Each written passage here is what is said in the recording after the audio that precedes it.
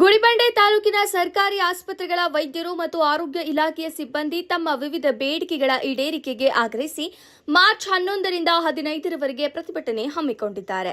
ಈ ಕುರಿತು ಗುಡಿಬಂಡೆ ತಹಶೀಲ್ದಾರ್ ಸಿಗ್ಬತ್ತುಲ್ಲಾ ಅವರಿಗೆ ಅಧಿಕೃತವಾಗಿ ಮನವಿ ಪತ್ರ ಸಲ್ಲಿಸಲಾಗಿದ್ದು, ಮುಂದಿನ 5 ದಿನಗಳ ಕಾಲ ಪ್ರತಿಭಟನೆ ಮುಂದುವರಿಯಲಿದೆ ಎಂದು ಘೋಷಿಸಲಾಗಿದೆ.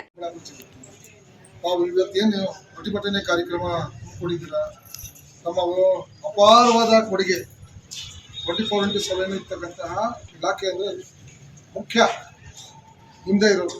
ಯಾಕಂದರೆ ನಾವು ಸಹ ಅಲ್ಲಿ ಬಂದುಬಿಟ್ಟು ಬಡವರ ಬಗ್ಗೆ ಅಂತೂ ಅಷ್ಟೊಂದು ಸೇವೆ ನೀವೆಲ್ಲ ಕೊಟ್ಟಿದ್ದೀವಿ.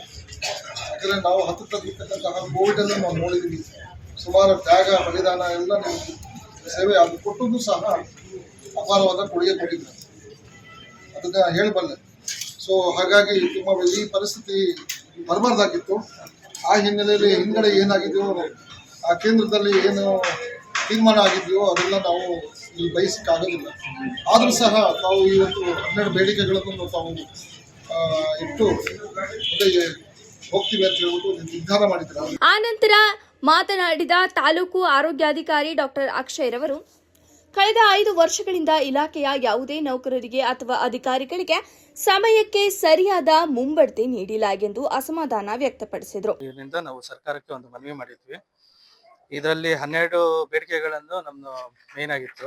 ಇದರಲ್ಲಿ ಏನೇನು ಅಂತಂದ್ರೆ ಸರ್ಕಾರ ಆಸ್ಪತ್ರೆಗಳಿಗೆ ಕಾಲಕ್ಕೂ ಡ್ರಗ್ಸ್ ಅನ್ನು ಸಪ್ಲೈ ಮಾಡೋದು, ಅದ್ರ ಜೊತೆಗೆ ನೇಮಕಾತಿ ನಿಯಮಗಳನ್ನು ಪ್ರತಿ 3 ವರ್ಷಕ್ಕೆ ತಿದ್ದುಪಡಿ ಮಾಡಲು ಸರ್ಕಾರ ಆದೇಶ ಸಹ ಉಲ್ಲಂಘಿಸಿದ 1973ರಿಂದ ಇಲಾಖೆವರೆಗೂ ಇಲಾಖೆಯ ವೃಂದ ಮತ್ತು ನೇಮಕಾತಿ ನಿಯಮಗಳನ್ನು ತಿದ್ದುಪಡಿ ಮಾಡುವುದಿಲ್ಲ.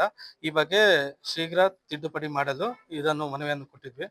ಹಾಗೂ ಇಲಾಖೆಯಲ್ಲಿ ಎಲ್ಲಾ ವೃಂದಗಳಲ್ಲಿ ಜ್ಯೇಷ್ಠ ಪಟ್ಟಿಯನ್ನು ಅಲ್ಲದೆ ನಿಯಮಾನುಸಾರ ಸ್ನಾತಕೋತ್ತರ ಮತ್ತು ಉನ್ನತ ವ್ಯಾಸಂಗಕ್ಕೆ ಅವಕಾಶವಿದ್ದರೂ ಸಹ ಸರ್ಕಾರಿ ವೈದ್ಯರಿಗೆ ಶಿಕ್ಷಣ ಮುಂದುವರೆಸಲು ಅಡ್ಡಿಪಡಿಸಲಾಗುತ್ತಿದೆ. ಆರೋಗ್ಯ ಇಲಾಖೆಯ ವರ್ಗಾವಣೆ ಕಾಯ್ದೆಯಲ್ಲಿನ ಲೋಪದೋಷಗಳನ್ನು ಸರಿಪಡಿಸದೆ ಅವೈಜ್ಞಾನಿಕವಾಗಿ ಕೌನ್ಸೆಲಿಂಗ್ ನಡೆಸಲಾಗುತ್ತಿರುವುದು ಸಿಬ್ಬಂದಿಗಳ ನೆಮ್ಮದಿ ಕೆಡಿಸಿದೆ ಎಂದು ಅವರು ದೂರಿದ್ದಾರೆ.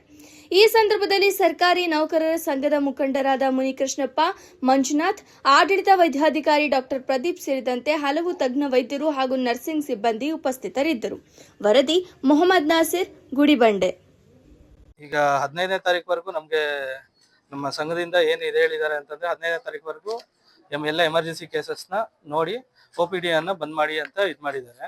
ಇನ್ನು ಮುಂದೆ 15ನೇ ತಾರೀಕಿನ ಮೇಲೆ ಯಾವುದೇ ಇದಾಗದೇ ಇದ್ರೆ ಎಲ್ಲ ಇದನ್ನು ಸ್ಟಾಪ್ ಮಾಡಬೇಕು ಅಂತ. ಎಮರ್ಜೆನ್ಸಿ ಕೇಸಸ್ ಅಂತಂದ್ರೆ ನಾವು ನೋಡ್ತೀವಿ ಕೇಸಸ್ನ, OPD ಕಂಪ್ಲೀಟ್ ಆಗಿ ಬಂದ್ ಮಾಡಲ್ಲ, ಈಗ ಅನಿರ್ದಿಷ್ಟವಾಗಿ ಮಾಡ್ತೀವಿ. ಯಾವ್ಯಾವ ಕೇಸಸ್ ಬಂದ್ರು ಕೂಡ ನಾವು ನೋಡ್ತಾ ಇದೀವಿ, ಬಟ್ ಎಮರ್ಜೆನ್ಸಿ ಕೇಸಸ್ನ ಆದ್ಯತೆಯಾಗಿ ನೋಡ್ತೀವಿ, ಬಟ್ OPDs ಮಾತ್ರ ಬಂದ್ ಮಾಡ್ತೀವಿ ಅಷ್ಟೇ. ಮಾಡುವುದನ್ನು ಸರಿಪಡಿಸುವುದನ್ನು ಇದೊಂದು ಮುಖ್ಯ ಬೇಡಿಕೆ ಇತ್ತು. ಸಾರ್ವಜನಿಕರ ಉತ್ತಮ ಸೇವೆ ನೀಡುವ ದೃಷ್ಟಿಯಿಂದ ಇಲಾಖೆಯಲ್ಲಿ ಖಾಲಿ ಇರುವ ವೈದ್ಯರ ಮತ್ತೆ ಅರೆ ವೈದ್ಯರ ಹಾಗೂ ಇತರ ಹುದ್ದೆಗಳನ್ನು ಭರ್ತಿ ಮಾಡುವುದು. ಇದು ತುಂಬಾ ಕಡೆ ನಮ್ಮಲ್ಲಿ ಡೆಫಿಷಿಯನ್ಸಿ ಇದೆ, ಸ್ಟಾಫ್ ಇಲ್ಲ, ಸುಮಾರು ಕಡೆ ಡಾಕ್ಟರ್ಸ್ ಇಲ್ಲ, ಹಾಗೂ NHM ಕಡೆಯಿಂದನೂ ಸ್ವಲ್ಪ ಡಾಕ್ಟರ್ಸ್ ಇಲ್ಲ. ಅಲ್ಲಿ ಬೇರೆ PHCOs ಮತ್ತೆ CHOs ಅವ್ರ ಕಡೆಯಿಂದನೂ ಈಗ ಆಲ್ರೆಡಿ ಸ್ಟ್ರೈಕ್ ಮಾಡ್ತಾ ಇದ್ದಾರೆ. ಏನಾದ್ರೆ ಹೆಚ್ಚುವರಿ